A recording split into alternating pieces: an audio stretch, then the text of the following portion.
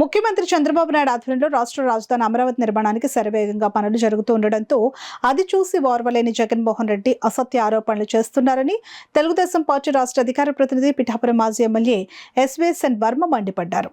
Pithapuram Telugu Desam party కార్యాలయంలో మాజీ MLA Varma media సమావేశం ఏర్పాటు చేశారు. ఈ సందర్భంగా వర్మ మీడియాతో మాట్లాడుతూ అమరావతి రాజధానిపై జగన్మోహన్ రెడ్డి కుట్ర మానుకోవాలని మాజీ ఎమ్మెల్యే వర్మ హితవు పలికారు. పిఠాపురం మాజీ ఎమ్మెల్యే వర్మను మరో నియోజకవర్గానికి ఇన్ఛార్జిగా నియమిస్తున్నట్లు వస్తున్న ఊహాగానాలపై మాజీ ఎమ్మెల్యే వర్మ స్పందించారు.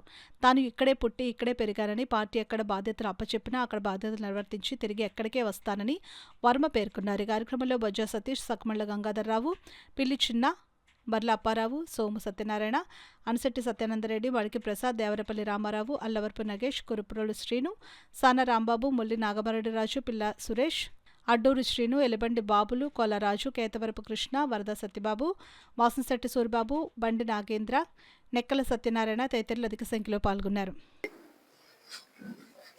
ఏదో ఒక నది ఉంటుంది. జగన్మోహన్ రెడ్డి ఆలోచన లేకుండా ఆయన నది లేకుండా ఎక్కడ ఒక చెరువు లేకుండా రాజధాని కట్టమంటాడు. వీళ్ళకి నీళ్ళు ఎక్కడి నుంచి వస్తాయి? రాజధానికి 50,000 ఎకరాలు మనం రెండో ఫేజ్ కూడా మనం తీసుకుంటుంటే ఆయన విమర్శ నదీ గర్భంలో రాజధాని ఉందని విమర్శ చేస్తున్నాడు. అయితే ఒకే వ్యక్తికి హైదరాబాద్ లోటస్ పాండ్లో 1,00,000 చదరపు అడుగులు ఇల్లు జగన్మోహన్ రెడ్డి గారికి ఉంది. బెంగళూరు యలంక ప్యాలెస్ జగన్మోహన్ రెడ్డి గారిది 30 ఎకరాలు. తాడేపల్లి ప్యాలెస్ 87,000 చదరపు అడుగులు. కడపలో జగన్మోహన్ రెడ్డి గారి రాజ్భవనం 10 ఎకరాలు. చెన్నైలో ప్యాలెస్ 8 ఎకరాలు.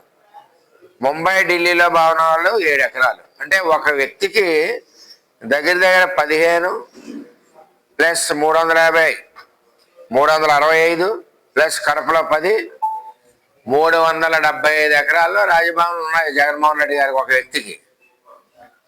దీన్ని బట్టి కాలిక్యులేషన్ చేయండి. 5 కోట్ల మంది ప్రజలకి రాజధాని 8,000 ఎకరాలు ఉన్నారు. అంటే ఈవేళ రాజధాని వేల కోట్ల రూపాయలు ఇన్వెస్ట్మెంట్ చేస్తూ పరుగులు పెడతా ఉంది. సిఆర్డిఏ భవనం అయింది, ఒకసారి వెళ్ళి చూడండి. అలాగే ఎమ్మెల్యే క్వార్టర్స్ అయినాయి, ఐఏఎస్ క్వార్టర్స్ అవుతున్నాయి, హైకోర్టు బిల్డింగ్ అవుతుంది. ఇన్ని రకాలుగా చేస్తూ ఉంటే 175 నియోజకవర్గాలకు సంబంధించిన ప్రజలకి కావలసిన రాజధానికి మీరు అడ్డేస్తుంటే ఎంతవరకు న్యాయం అని చెప్పి అడుగుతా ఉన్నాం. కనీసం అధికారంలో ఉన్నప్పుడు 3 రాజధానులు అని చెప్పి జగన్మోహన్ రెడ్డి అమరావతిని పక్కన పెట్టడం కోసం అది చెప్పి ప్రజల్లో ఒక విభజన తీసుకొచ్చాడు. పోనీ చేసాడా అంటే లేదు. ఇవాళ క్లియర్గా చంద్రబాబు నాయుడు గారి నాయకత్వంలో అమరావతి వేగం పుంజుకుంది, ఎక్కడికెట్ట అవుతా ఉంది, స్పీడ్ అవుతా ఉన్నాయి. అసెంబ్లీ కానీ, ఇటు మన హైకోర్టు భవనాలు కానీ, ఎమ్మెల్యే క్వార్టర్స్ కానీ, ఐఏఎస్ క్వార్టర్స్ కానీ, ఇప్పుడు సిఆర్డీఏ భవనం బ్రహ్మాండంగా ఉన్న భవనం.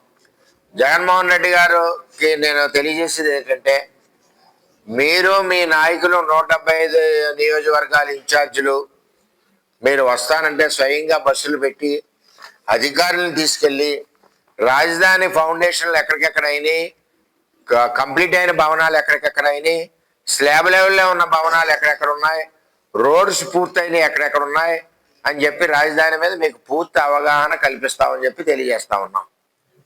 ఈవేళ రాజధాని లేకుండా ఆంధ్రప్రదేశ్ రాష్ట్రాన్ని 5 సంవత్సరాలు మీరు అట్టుపెట్టారు. ఈవేళ వర్మ పిఠాపురంలోనే పుట్టాడు, పిఠాపురంలోనే పెరిగాడు. ఎవడన్నా సొంతూరు వదిలిపోతాడా? ఒకవేళ వెళ్ళవలసి వస్తే పార్టీ ఏదైనా పని చెప్తే బయటికి వెళ్తాం, మళ్ళీ ఇంటికి వస్తాం. పార్టీ పనులు చెప్పుద్దాం. తెలుగుదేశం పార్టీలో ఎక్కడో చోట వెళ్ళి రివ్యూ చేయవా, అక్కడ కమిటీలు అవ్వలేదు, లేకపోతే ఇంకో చోట రివ్యూ చేయవా అని చెప్తారు, వెళ్తాం. సాయంత్రం వేసాక ఎక్కడికి వెళ్తాం? మన ఇంటికి మనం వెళ్తాం.